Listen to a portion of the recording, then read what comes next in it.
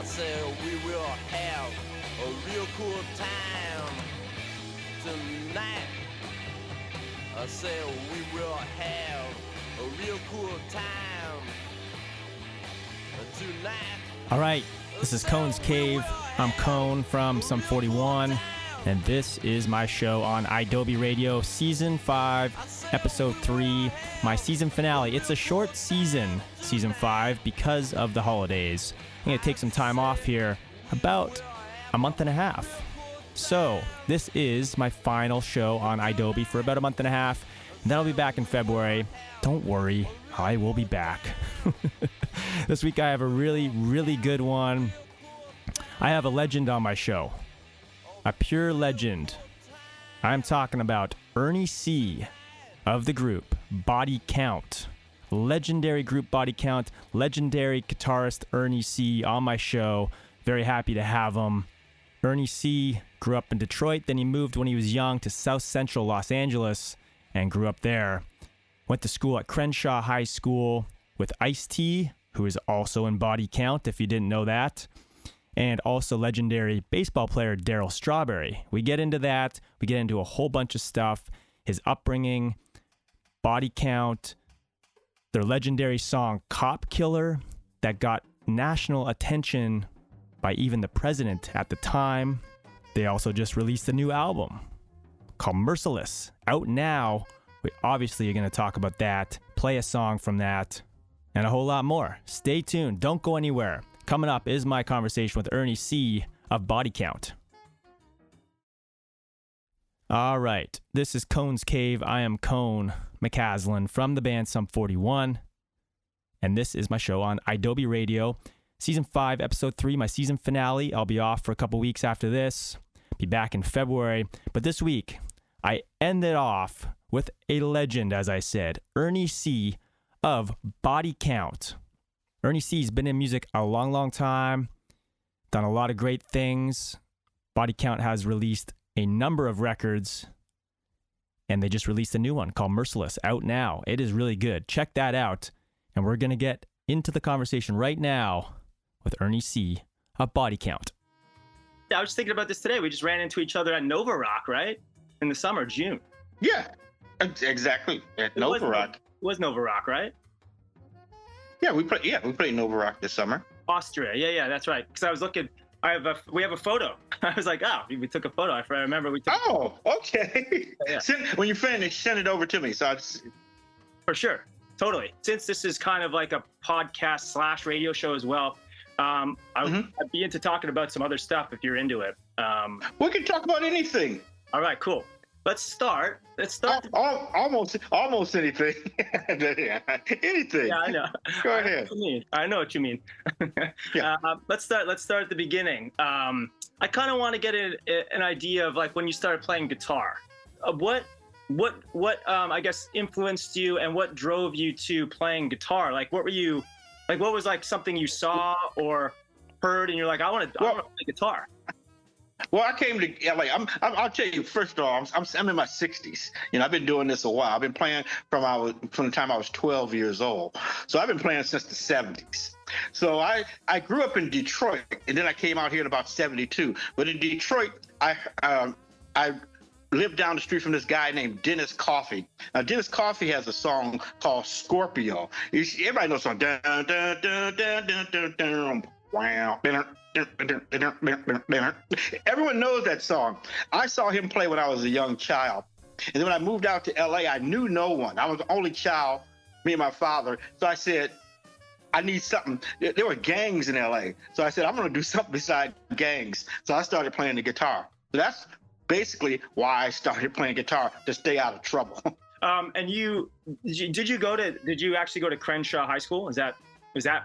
Yeah, I went to Crenshaw High School. I went to school with Ice. Ice is I've been knowing him for over 50 years, I went to high school with him. I went to high school with Darryl Strawberry. If you don't know who Darryl Strawberry is, he's a baseball player. Yeah, Darryl Strawberry is one of my high school. He went to high school with me. So yeah, I was born in 1980, so growing up, Darryl Strawberry was all over the majors. Right. He was. Yes, yeah. He's our high school. He went to Crenshaw High.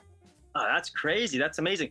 I always wondered this because growing up, Toronto, I grew up in the suburbs of Toronto, very not like where you grew up at all. When in relation to like gangs and being dangerous.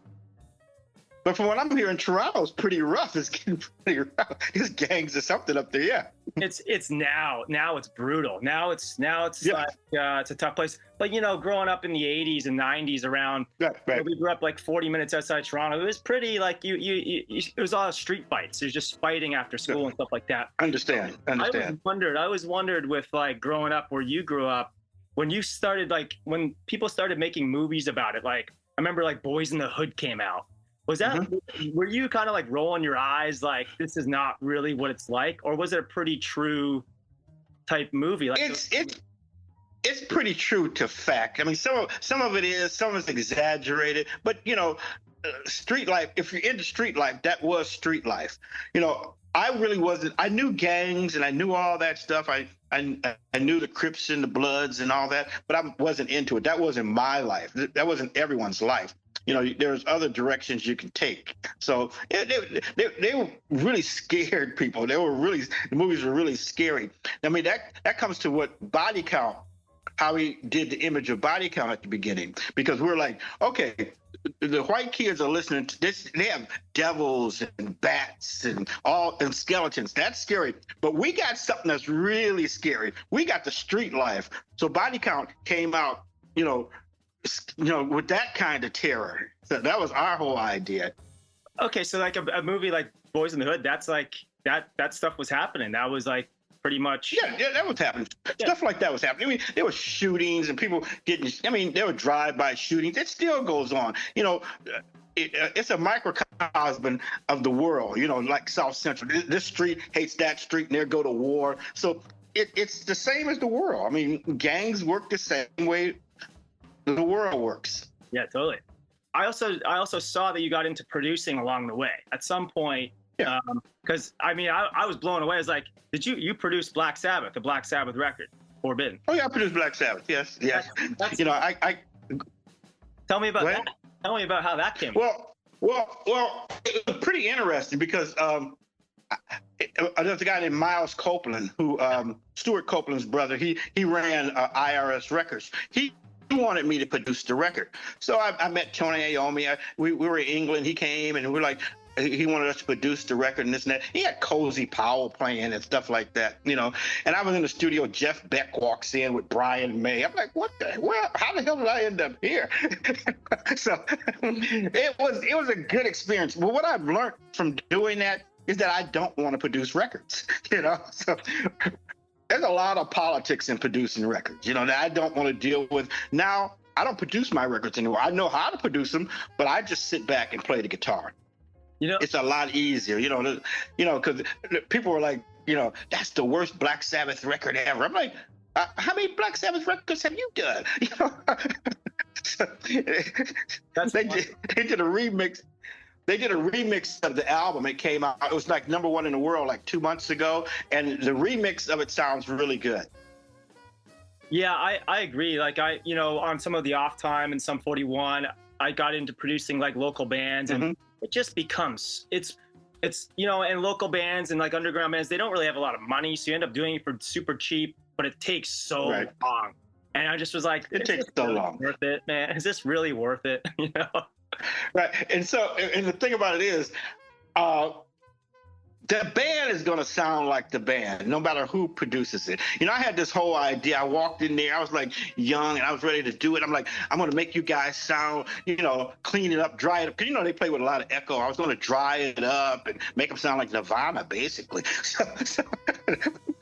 And so I did Cozy Powell's drums for like 2 days. And he came one day with a DAT tape. He handed it to me. He says, that sounds good, Ernie. But tomorrow, make my drums sound like this. So it was just, okay, turn up the reverb. Here we go. Yeah, what year did that come out? That was 94. 94, yeah. 94. Okay. Yeah, so I guess. But the thing, Go ahead. Go ahead. I was just going to say the thing, I guess, at that point, except when Nirvana came, and the hair metal bands coming up through the 80s and into the 90s, that was the thing. It was the reverb drums and everything was echoey. And then Nirvana came and it was like, that changed everything, I guess. But I guess it had already been going on, but Nirvana took it to the mainstream. Yeah, Nirvana, like Kurt came to one of my shows, years ago when we were starting out, and I didn't get to meet him. But I'll tell you, first of all, we took something from them. We took the attitude of "Come as you are." They have that song, but that's what we did. We didn't get all glammed up. We didn't put on makeup. We didn't put on spandex. They just came as they were. So we were like, we can do a band. We don't have to get dressed up. And so what I want to say was.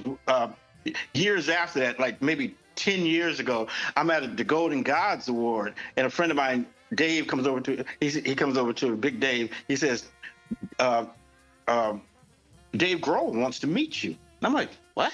And I said, cool, let me go meet Dave. So I went over to Dave. He says, Ernie, I just wanted to meet you because Kurt loved your band a lot. I'm like, wow. And it was like 20 years later. I was like, that was so cool of him to do that, That's amazing. Yeah, that's one band. I was too young, so I didn't get to see them live. He died when I was 14, so I just kind of missed it. But because of Nirvana, that's why I started playing bass. It was just like, wow, this got it. Like I could do this, so I wanted to do it. Right. I think a lot of people ended up like that. Right. When we talk about, we talk basses and things like that, and we're on a whole nother subject, since this is like a talk show. When I was one of my early people that I know in my life is Larry Graham. You know who Larry Graham is? He invented thumping on the bass. He played with Prince, Oh, yeah. Okay, I know. Yeah. Yeah, but it just kind of, when people say bass, that's what I always think of. I think of Larry Graham or Stanley Clarke, one of the two. Stanley Clarke, yeah, for sure. Hey, this is Cone from Sum 41, and I have my radio show, Cone's Cave, on right here on Adobe Radio, and I want to tell you about something called Hello Fresh. Hello Fresh is farm fresh, pre-portioned ingredients and seasonal recipes delivered right to your doorstep. Skip all the trips to the grocery store. Who wants to go to the grocery store? I know I don't. And you can count on HelloFresh to make home cooking easy, fun, and affordable. And that's why HelloFresh is America's #1 meal kit. We all know the holiday season is just around the corner, and we're all looking for ways to be a little bit more stress-free around the holidays. HelloFresh makes mealtime nearly hassle-free with delicious, home-delivered, chef-crafted recipes that come quick, together quick, and come quick, and are less expensive than takeout. You can also easily customize your recipes, so each meal is just the way you like it. There are always options available to trade or upgrade proteins or swap out side dishes, etc., and so on. I've done Meal Fresh before, and I've also shared Meal Fresh with guests that have come over. It was amazing and so quick and so stress-free. I didn't have to go to the grocery store, which I hate doing. It saved me time. The recipes were amazing. It tasted great, and I will definitely be doing it again, and so should you. All right, this is what I'm proposing. You can get 10 free meals at hellofresh.com/freecone, applied across 7 boxes, new subscribers only, and it varies by plan. That's 10 free HelloFresh meals. All you have to do is just go to hellofresh.com/freecone. And remember, HelloFresh is America's #1 meal kit. I suggest you do it now. I'm also interested. I don't know how much you were involved in this, but I did see that you did some early demos with Rage. No. What it is? Okay, so I went to a show and I met Tom Morello, and Tom was like, he was a really nice guy, and he's like, I think it was a Danzig show, and that's before Rage. He was in a band called Lockup, and so I was at the show, and he's like, hey, can you come check out my band? I'm like, sure. And I went to check out his band. I was like, wow, they are badass, And he gave me a demo. I still have it somewhere. It was a cassette tape of their first record, basically, with a match on it. You're supposed to use this match to start the revolution, And so I was like, they're really good. So I said to Ice, I said, because Ice inducted them into the Rock and Roll Hall of Fame. And I said to Ice, I said, they're going to be our opening band. So I put them on shows, because at that time I was like booking bands on shows with us. I booked them on the show. I booked Mighty Joe Young on the show, which later became Stone Temple Pilots. I booked them on the show. They were our opening band. So that's the involvement I have with them. Also, I got Stone Temple Pilots, their manager, because they worked in. Their manager was assistant to my manager, and I was like, "You should manage this band. They're going to be something," and they ended up something.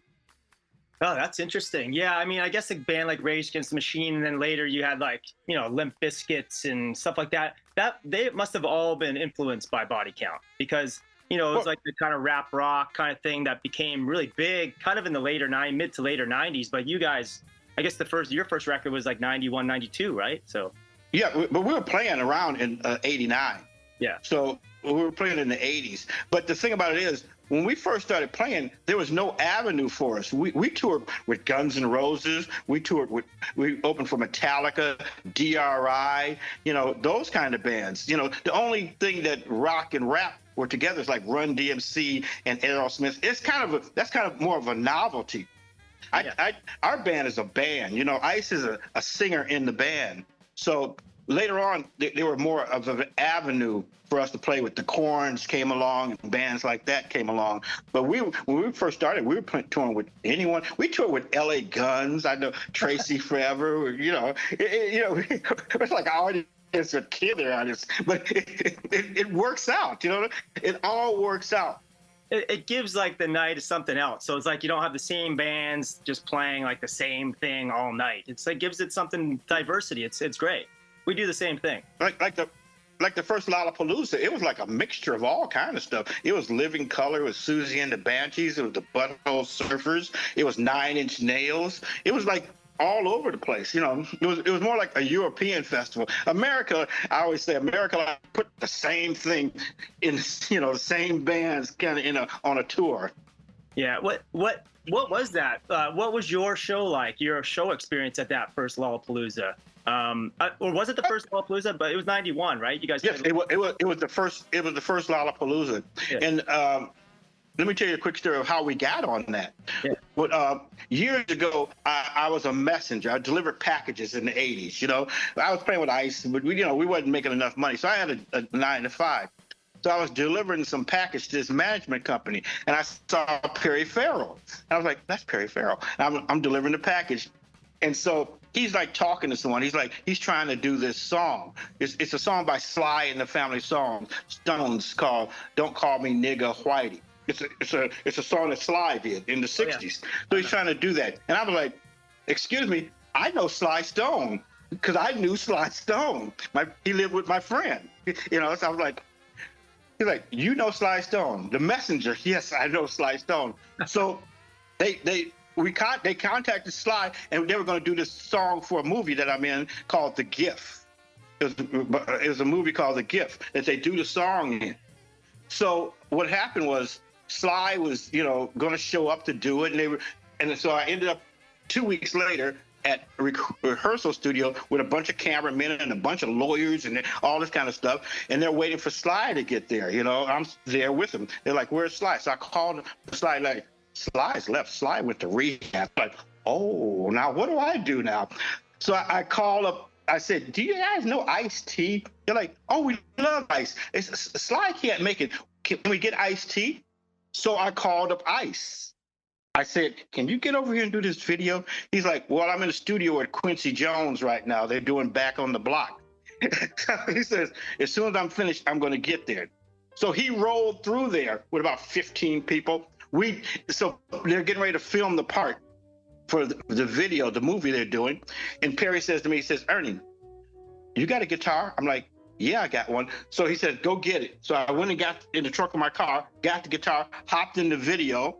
So Ice and I are in the video with Jane's Addiction. So when it's time for him to put, his Lollapalooza together, he said, "Let me get Ice-T to be on it." And Ice says to me, "You want to bring your band?" And we, ended up there. That's amazing. And was the show cool? Like, did you guys go over? Was it? It was cool. The thing about it was Body Count had only, to that point, had only done 11 shows. We only done, we didn't have a whole list of things, but Ice-T did a rap thing for 30 minutes, and then the last 15 minutes we played. So we only had to play like 5 songs that we knew really good. Yeah, So, I guess you didn't have a record out, right? we didn't have a record out at all. Yeah. We just played. We played "There Goes the Neighborhood," "Cop Killer," in an instrumental or something like that. So it made people anticipate the record, and then we had an opportunity because we were so young, and we weren't that good. We got better from playing on the road. I mean, honestly. Yeah. Cool.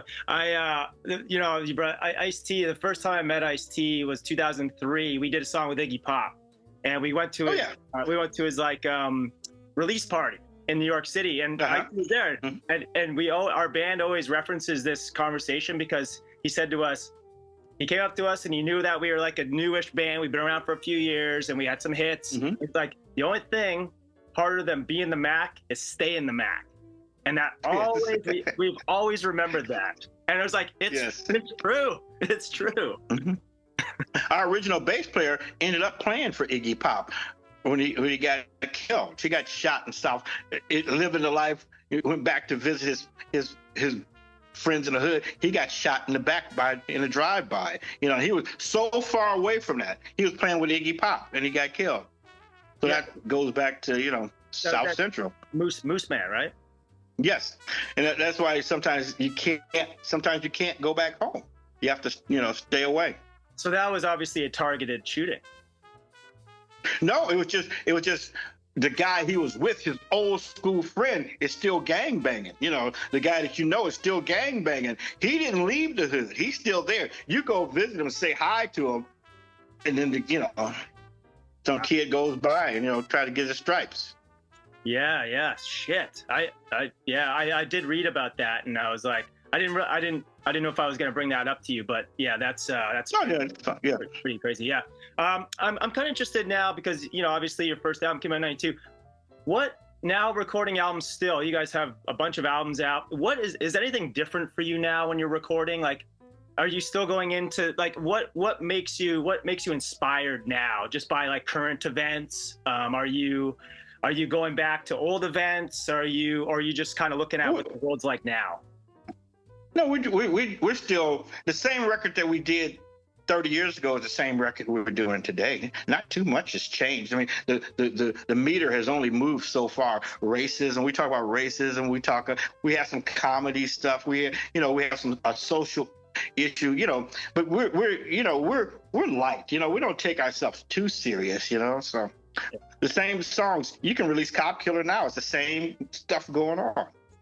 Yeah, I'm sure you've talked about that song quite a bit. I'm kind of interested can you get into it for a second? Like what was going on at the time? Like I know the Rodney King thing was around, and obviously I guess where you're living too. Like I'm going to assume that you guys were just like, it was probably an easy song to write because of what's going on at the time. I mean, it was a song. It was an easy song to write because the only thing that Rodney King, what happened with them is they recorded it. It's been going on in the hood from day one. The cops have always, tried to keep people down. I remember, back in the day, they searched my hamburger one time. The cops pulled us over. I had a Big Mac. They laid it out, took it apart, laid it out, laid it on the street, and they're like, okay, we're finished, So that's been going on forever. So Rodney King, they just had a chance where they recorded it, and then everyone could see it because it was on film, So that's what changed. That was a game changer. But I guess the song too, like in itself, like I mean, that got international attention. Like I know that George Bush was in power at the time. He was talking about it. It was a huge thing. Did you guys get like a lot? Like at the time, I guess I was 12. So were you guys getting a lot of backlash, or were you guys getting a lot of praise for that kind of song? No, we got a lot of backlash, But but the thing about it is, for us to be around right now, is because of that song, because we stood for something. You know what I mean? We stood for something, and it's enabled us to be around now. If we would have been sellout, because everyone was like, we pulled the record. They didn't pull the record. We pulled the record because it was like turning into a novelty. We you know, that song, it's the same as Clapton's I Shot the Sheriff, but it was just the timing of it. It's the same song. I shot the sheriff, but I did not shoot the deputy. You know, it's the same thing we're saying. I shot the cop, you know? So it's just timing of that song. It was an election year. The Republicans didn't have a platform to stand on. So they said, you know, like they always do, they said, now look at that. Now this is bad right here. So they made us a target. Yeah, so is that really the main reason? Because I saw that it got reissued without the song. Is that kind of why? Because of the novelty kind of thing? Is that, it was like, well, we're only known, people know us by this song. We don't want to identify. Exactly. Our real fans bought the record when it came out. So then we pulled it, and then we reissued it with freedom of speech on it, with Jello Biafra on it. So that's just to talk about freedom of speech, you know, because there is no freedom of speech. If you want freedom of speech, go in the middle of the forest and just start screaming with no one around. That's freedom of speech. But if you start putting out records, there's no freedom of speech. You can't say anything you want to say. Yeah. You can't walk through an airport and say bomb. You know, it's not freedom of speech. Everything's regulated. Yeah. Are you guys playing it live? What's that? You guys even play it live anymore? Oh yeah, we play it live every time. That's the last song we played because people, you know, we played it when we were at the times we shouldn't have played it. So now we really can play it. Yeah, totally. It's funny you mentioned Jello too, because I did read something about your first record that you thought it was like almost a punk record, the first record. It was a punk record. It was a punk Pretty much a punk record. You know, we wanted to be the Ramones. We wanted to, you know, do a record every 6 months. And then all of a sudden it blew up, you know. And like Jello's like, "Oh, Ernie, you know how he talks like I love him. He's a good dude." He's so cool. Yeah. What about that first record? I'm interested because Sire was involved in the first record, but then it looked like you guys left like right away. Was it just like, we're not into this anymore? We're not into this label? No, we love Sire Records. Sire Records signed Ice-T, and then Seymour signed us. You know, he signed me and Ice, but you know, we loved that. But we had to leave Warner Brothers because it got too hot for Warner Brothers. So then we went over to Virgin. We only did that one record on Warner, but Ice has done records with Warner Brothers. But we got too hot and we had to leave because it was like, you know, we couldn't stay there. It was uncomfortable for them. People were pulling money out of their stocks, and you know, they were getting bomb threats, and you know, the CEO was getting death threats. And we're like, this is our fight. This is what we believe in. The record company ain't got nothing to do with this. So we left. Hear that? Yeah. This is Ernie C from the band Body Count, and you're listening to Cone's Cave. Yes, this is Cone's Cave. I'm Cone from Sum 41. Thanks for tuning in to my Monday night show on iDoby Radio. You're listening to the conversation I had with Ernie C of Body Count. Cool dude, like one of the coolest I've talked to for sure. So nice as well. Gave me a lot of time, which I'm very grateful for. So let's talk about their new album now. They have a new album called Merciless out now. A lot of guests on it. So let's get right into it. Let's talk about the new album, because I know that you're on a little bit of a time schedule here. Or else, okay. Oh yeah. Like a guy like you, I could talk to for hours, but I don't want to put you through that. Yes, so. Exactly. Okay. Yeah, I'm cool. I don't have no job. Merciless. So you got a lot of guests on this. I'm sure you've made a lot of friends over the years. Max Cavalera from Sepultura's, David Gilmour. So I kind of want to know how this album kind of came about. Did it take a long time to get together? How did you gather, how did you pick and choose these guests on it? Like, I don't know if David Gilmour was a guest or you just used Comfortably Numb as a, you know, did he actually play on it or? Oh yeah, let's talk about that. Let's talk about that one first of all. Yeah. Okay, so we're doing Comfortably Numb. Ice has been wanting a song that I can play guitar on. You know, I'm an okay guitarist, you know. So he wanted a song that I could play, right? So we originally we did the song. He changed up the lyrics. And the original song was myself and Richie Sambora played the other guitar. Richie and I were playing on this together. So we're like, okay, cool, because my bass player is Richie Sambora's guitar tech, you know. So Crazy. yeah, it's a small work. He also was Prince's guitar tech, and he was, you know, he's a guitar tech when he's not a bass player. So, so Richie and I played the song, and it was great. And so we said, let's do this right. You can throw out a song and wait for people to come to you and complain.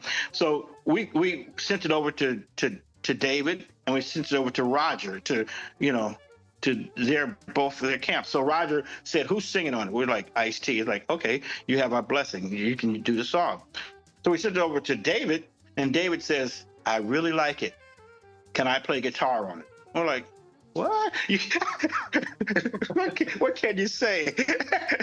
So he played guitar on it.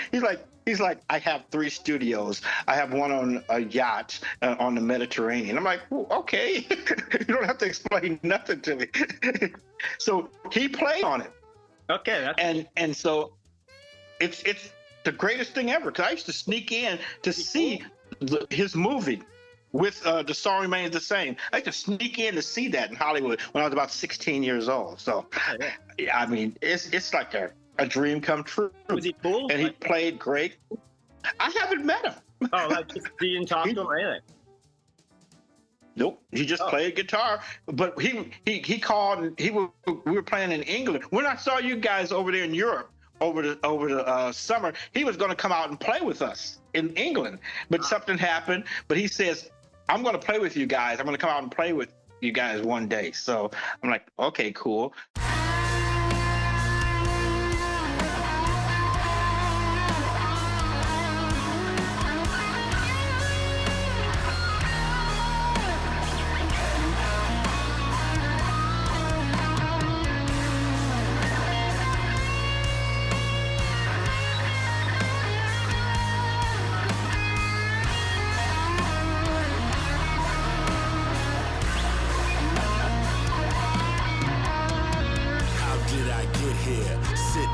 Spinning spear, when will I leave here?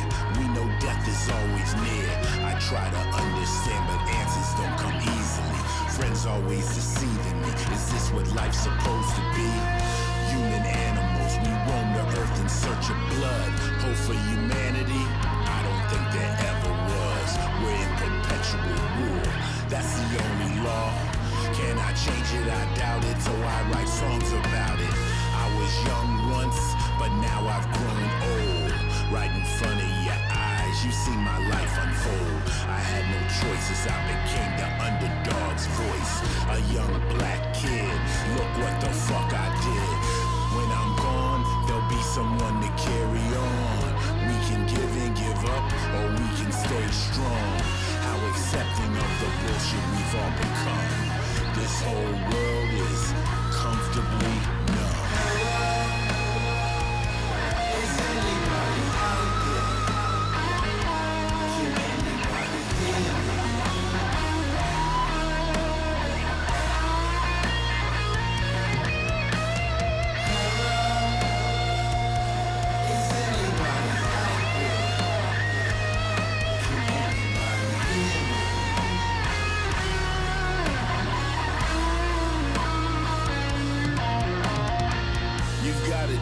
A computer so you don't care. A roof, some clothes, some food, that's right, it's all there. Lock yourself in your house, try to forget about millions dying from war, starvation and drought. You've got your own problems, yes we all do. Nobody's free from stress, not him or me or you. But we still judge each other, we wanna pick a fight. In the streets we kill each other, each and every weeknight. I don't want no drama, but I carry a gun. I don't want no problems, but they'll probably come. So we get high to wash away the pain. Self-medication, but that shit is all done in vain. We think that we can hide away from the misery. You can close your eyes, but still can plainly see. There's nowhere to run. You're just comfortably numb.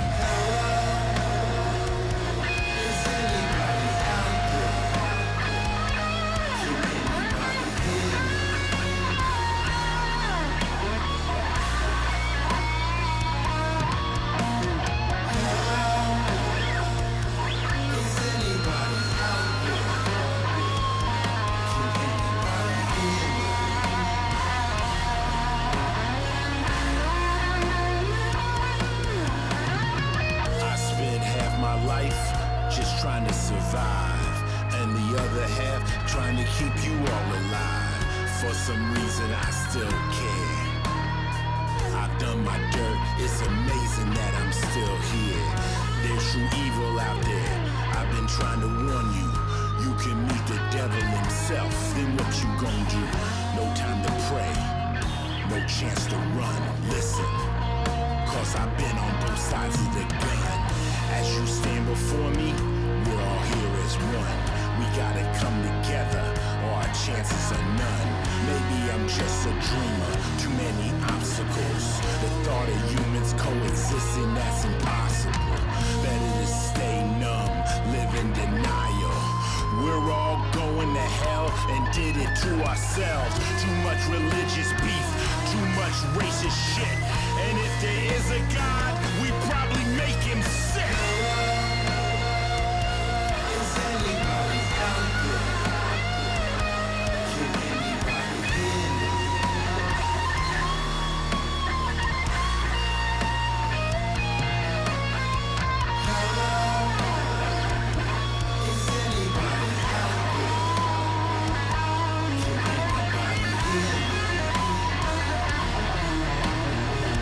anybody hear me?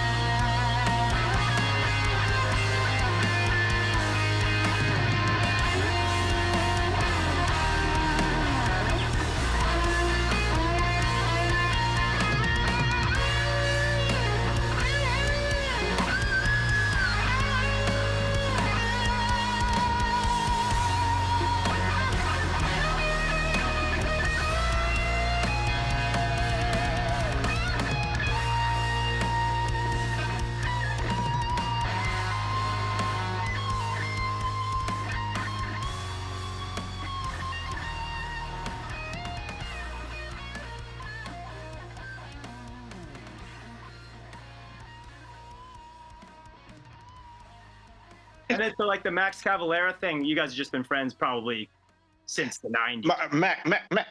Max. We tour with Sepultura, and we who else do we have on there? We have Joe Bad. We have him on there because our record producer Will Putney, they're in a band together, and Fit for the Autopsy together. So yeah, everything. We don't go out finding people; it just happens. Was there any B-sides to this, or any like guests that wanted to do it that you just were like, maybe next time? No, no, no. We pretty much put everyone on. Our last record, we had Amy Lee on our record. I wish that song would have got more play, but the pandemic hit when our last record hit, so we didn't get a chance to play that record. Yeah. Cool.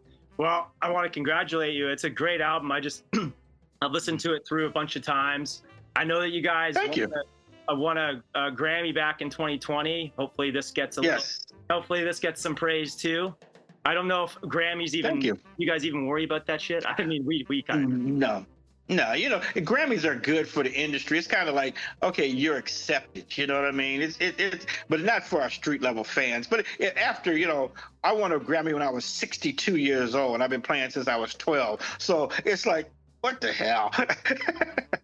We got nominated for a Grammy in 2012, and it was in the metal category, and we took so much shit. They're like, how is Sum 41 in the metal category? It's like, yeah, right. Well, it can work. It works. I don't like the categories anyway. I don't think we're a metal band. I don't know what defines you as a metal band. You're using 1, 3, 5. What is it? What makes you a metal band? What makes you a pop band? I think it's all just music. True. Yeah. Genres have become this weird thing now. It's like there's subgenres and all these genres that people are putting you into. I'm just like, just rock music. Yeah. I mean, your band, I just consider you a rock band. I mean, it's not, it's just a rock band. Yeah. It's guitars and drums and bass and some vocals that are kind of aggressive. Yes. Right. It's because we use Mesa Boogies. We're a metal band. What's the definition? What makes you what? Yeah, you gotta watch out for that double kick. As soon as you start using double kick, it's metal.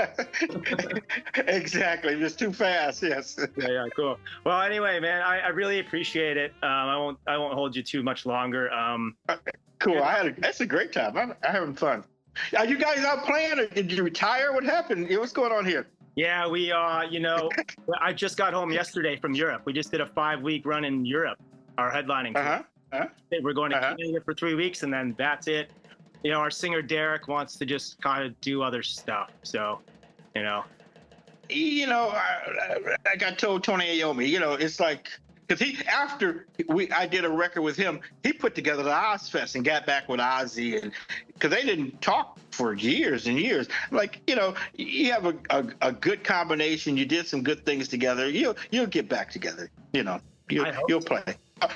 Because I've known Duff and Slash, and then when they didn't deal with Axl, now they're like back together forever. Yeah, I also saw you guys had big breaks too. Like, I mean, you had. Well, we had people drop dead.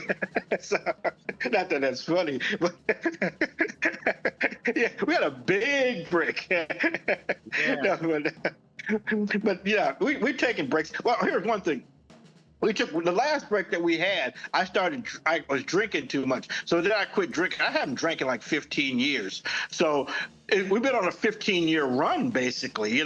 So when you're sober, you do kind of cool things. That was one break. Is the party just gone and bust? Like, is everyone pretty much sober? Like, I know Ice-T had his. Oh yeah. I'm sure he is. Oh yeah. Little Ice. Yeah, Ice never could drink. Yeah, I always talk about it. He's what I would call a teetotaler, so he wasn't, a drinker. But yeah, everyone's sober now. We're at an age, if you make it to a certain point, you should be sober. But, I know some bands that are still out partying, but, that's them. I just reached the end of it, I like getting up in the mornings now. Yeah, I mean, I think you just start to think about life in a different way, where you just think like 8 a.m. is not bad, 6 a.m. is not bad. Yeah, not 6 in the morning. Yeah, yeah. It's. I made it this far, and somebody said you should have been dead. I'm like, well, I'm not, so I might as well start living. It's like it's the rock and roll thing, like drugs and alcohol just seep in there somehow, and you just can't get out of it sometimes. Yeah. But we have jobs that really don't have a boss that makes you do things. So you can I remember one time I came to rehearsal drunk and I said, "Too bad I can't fire you." I said, "No, you can't." I said, "No, you can't." Anyway. That's amazing. All right, well, man, have a good day. I really appreciate it. Hopefully we'll see you guys soon. If you're up in Toronto, I'm going to come. I'll hit you up, okay? All right. Thanks a lot. Bye. Take it easy. Bye. Yes, and there is my conversation with Ernie C of the legendary Body Count. This is Cone's Cave. I'm Cone from Sum 41. Thanks for listening to my show on iDoby Radio. I will be right back.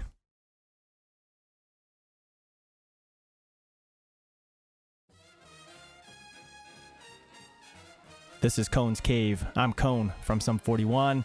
This is my show right here on iDoby Radio. Season 5, Episode 3, my season finale for this season. A short season because of the holidays in January and the whole thing. I will be back in February. I want to remind you, now if you're listening to Cone's Cave on iDoby or any other shows on iDoby, an easier thing for you to do is to get the iDoby app.